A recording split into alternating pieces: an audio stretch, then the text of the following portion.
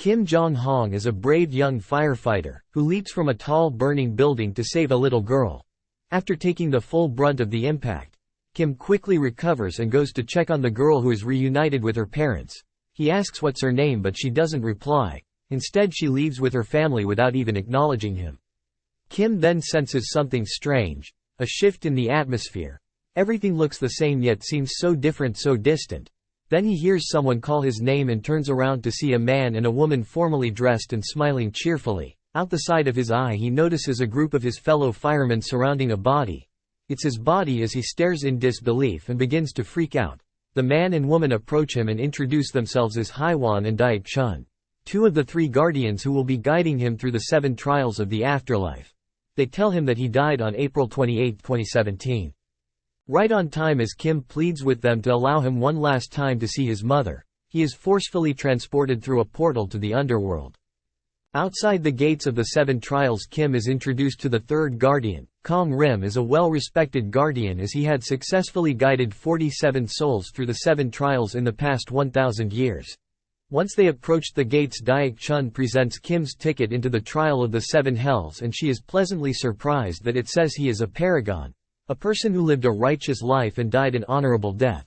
She mentions that he is the first paragon in 422 years and also states that a paragon has the highest chance of passing all 7 trials within the 49-day time limit, and if he does so he can be reincarnated.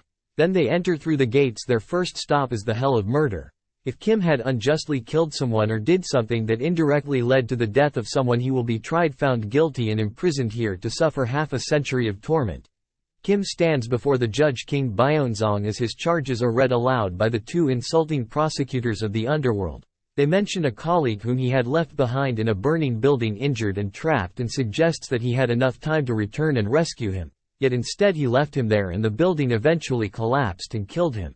The prosecutors then bring forward the charge of manslaughter, a sentence spanning 50 years in the Hell of Murd.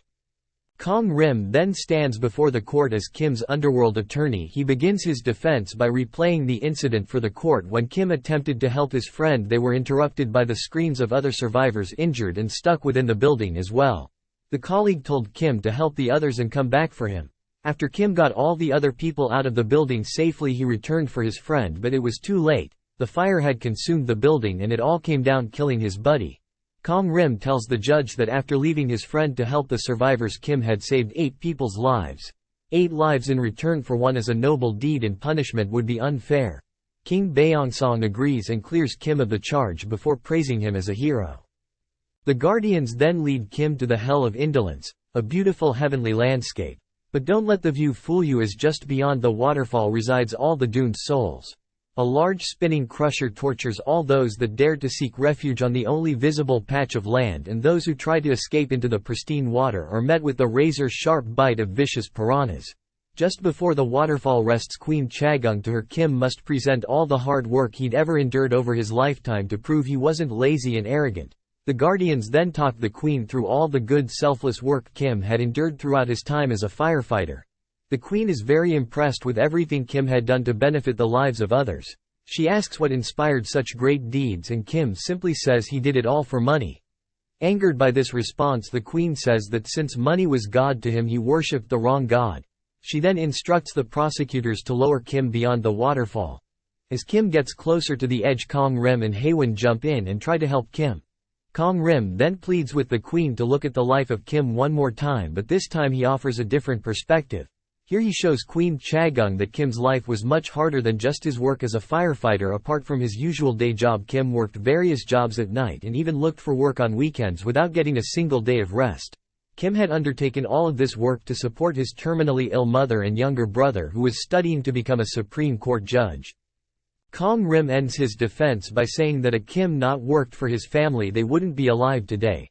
The queen then comes to her final verdict. She says that even though Kim worked for money, he did it for a selfless purpose, and for that reason she's out on their way to the next trial. The group is ambushed by dangerous 4-legged monsters of the Blade Forest of the underworld. When they manage to barely escape the forest, Haiwan tells Kim that the monsters' attack means that an immediate family member of his has died and become a vengeful spirit, and they're now roaming the earth, which is causing anomalies. Along his path on the trial, Kim is concerned that his mother may have passed away. Kong Rim tells them that the only way to end this is to find the body of the family member and burn it, which will destroy the spirit, so he makes his way to the realm of the living to find the deceased. The other two guardians blindfold Kim as the monsters can see what he can, and they lead him to the next trial, the Hell of Deceit. Here Kim will be judged by Admiral Yi's son Sin on whatever lies he had told and the impact they had. The prosecutors present the charge of forgery 98 fake letters that were all written by Kim to the children of his fallen colleagues. One specific case is brought forward. The dead colleague who Kim had failed to rescue, his young daughter Jeon, had received letters from Kim who had pretended to be her father. In the letters he tried to encourage and guide her.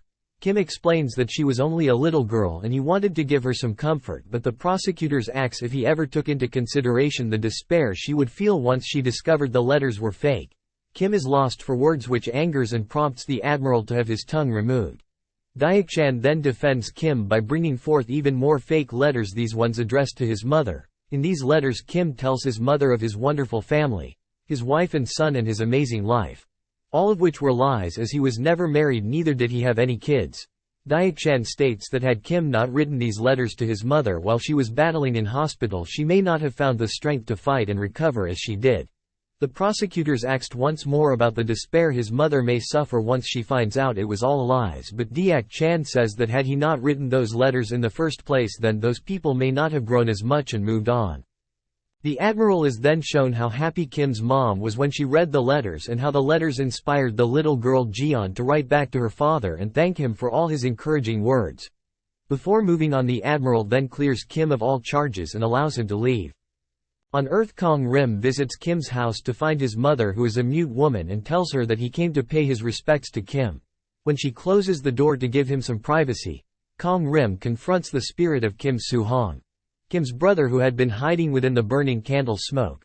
He asks where he died, but the spirit escapes and an epic chase ensues after failing to catch the spirit.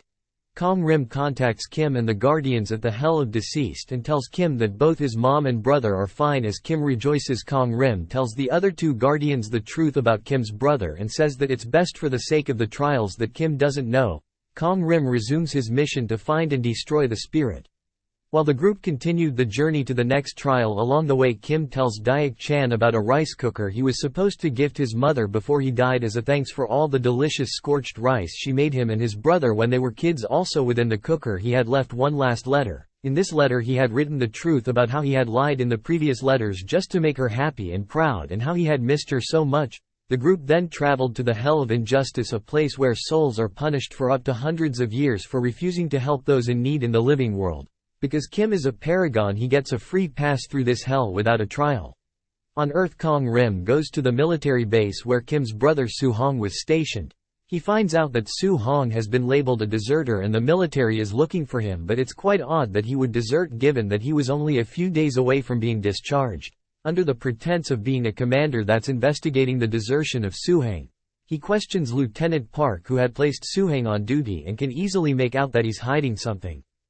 He then finds Sergeant Don Young, who was alone on duty with Soo-hong the night he disappeared, and he turns back time to discover that Soo-hong was the only friend Dong had in the military, whilst everyone else would pick on him for a slow, quiet and shy nature.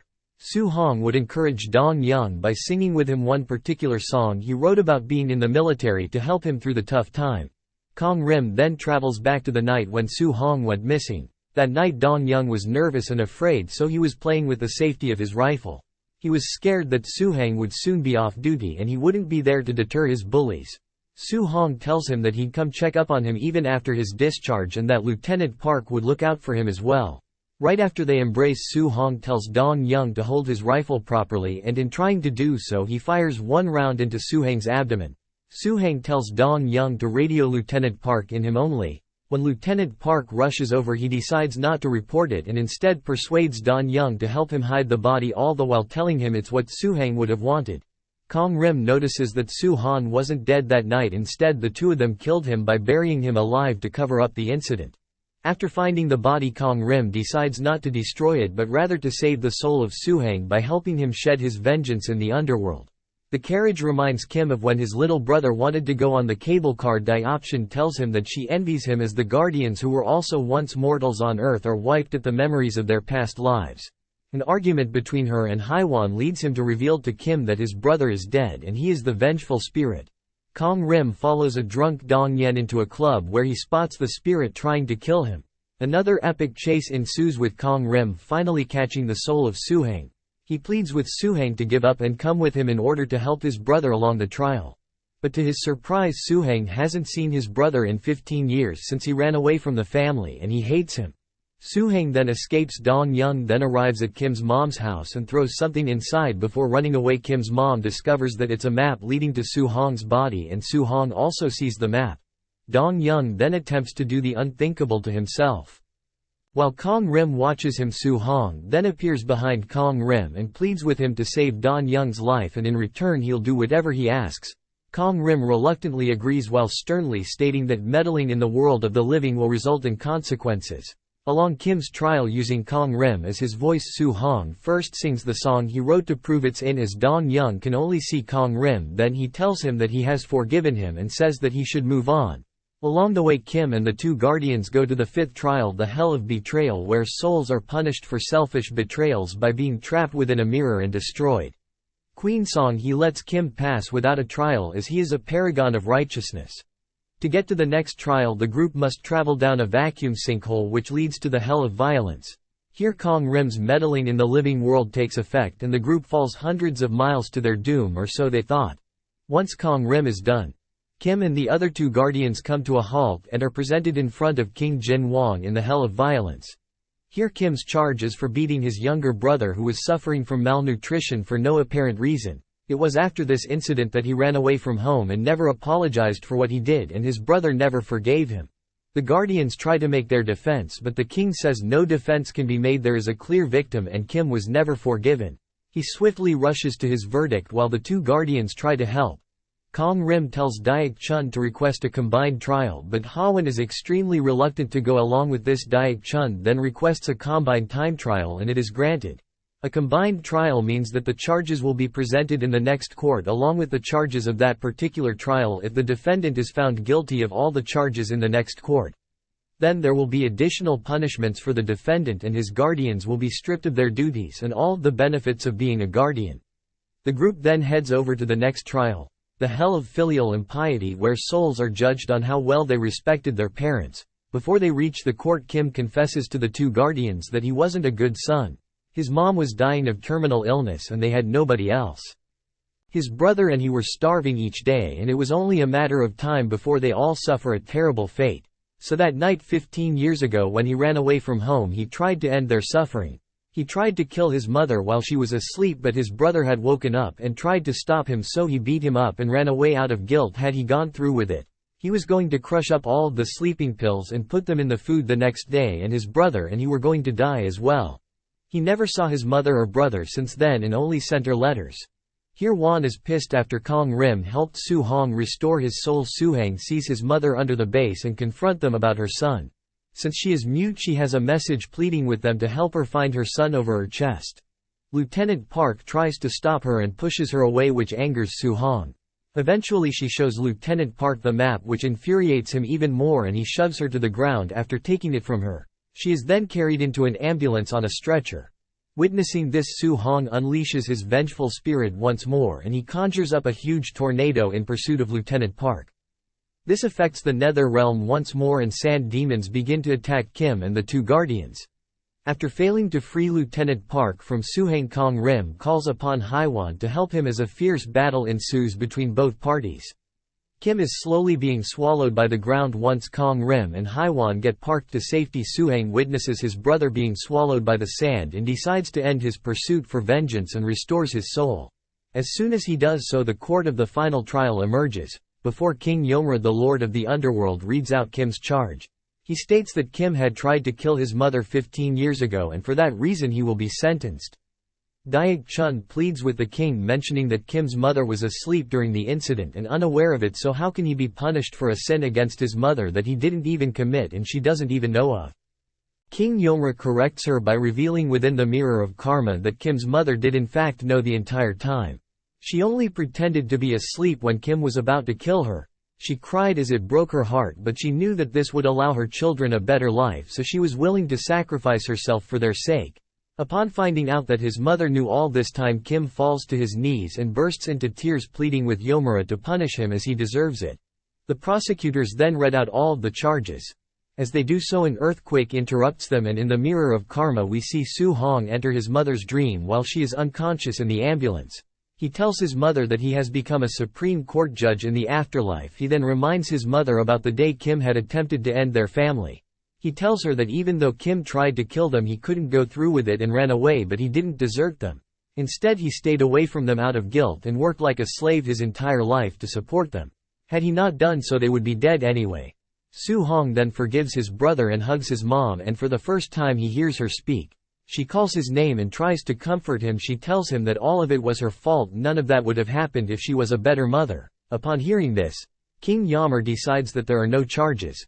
A sin forgiven in the living world cannot be punished in the underworld, and so he instructs that upon his arrival through the heavenly gates can be reincarnated immediately. Kim thanks Dayakin before he leaves in the living world. Kong Rim does one last thing before leaving. He delivers the rice cooker to Kim's mom at the hospital. At home she opens it and finds his letter. She reads it and smiles.